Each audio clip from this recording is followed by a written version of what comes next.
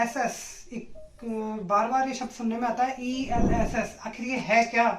ELSS है equity link saving scheme. जी हाँ दोस्तों, म्यूचुअल फंड में एक बहुत ही बेहतरीन ऑप्शन दिया है सेबी ने, जिसको नाम दिया है ELSS, equity link saving scheme. आज थोड़ा सा उसे समझने की कोशिश करते हैं।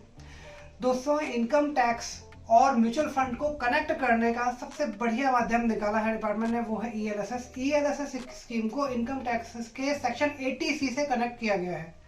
80C सेक्शन वही जाना पहचाना सेक्शन है दोस्तों, जिसमें अपन बच्चों की छूट लेते हैं, जिसमें आप अपने हाउसिंग लोन के रीपेमेंट की छूट लेते हैं, जिसमें आप अपने PF की छूट लेते हैं, जिसमें आपने LIC की छूट ले रखी है। वही सेक्शन आपको म्यूचुअल फंड में निवेश करे हुए अमाउंट की भी छूट दिलवाता है, लेकिन सिर्फ उस अमाउंट की जो आपने ELSS स्कीम के अंतर्गत किया है। दोस्तों, ELSS स्कीम में किए गए निवेश की छूट इनकम टैक्स के सेक्शन 80C में अप टू 1.5 लाख तक की आपको मिलती है। ELSS स्कीम में निवेश करने का एक फायदा ये भी है कि आपको इनकम टैक्स में छूट मिलती है। दूसरा फायदा इसका ये भी है कि सामान्यतः देखा गया है कि सामान्य जो दूसरे फंड्स हैं उनकी तुलना में ELSS स्कीम में करे गए निवेश पर आपको कुछ ज्यादा बेहतर अच्छे रिटर्न्स मिल जाते हैं।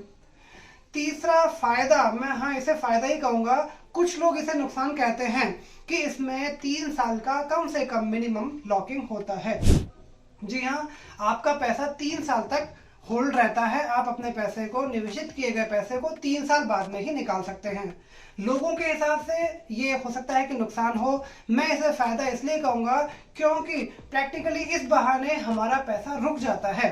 अदरवाइज साइकोलॉजिकली हमारे दिमाग में एक ही चीज होती है कि हाँ ठीक है, सिर्फ है, कोविड आ जाएगा, कोई दिक्कत होगी तो हम उसको ब्रेक कर लेंगे, निकाल लेंगे, पैसा काम में ले लेंगे। और ऐसा अक्सर हो भी जाता है कि हम अपने छोटे से छोटे काम के लिए भी अपने सिप को ब्रेक करवा लेते हैं।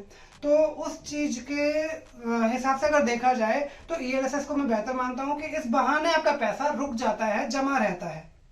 तो ये एक छोटा सा वेरिफिकेशन था ELSS का। इससे संबंधित और भी अगर कोई क्वेरीज हो, कोई डाउट्स हो, कमेंट बॉक्स में जरूर डालिएगा। धन्यवाद।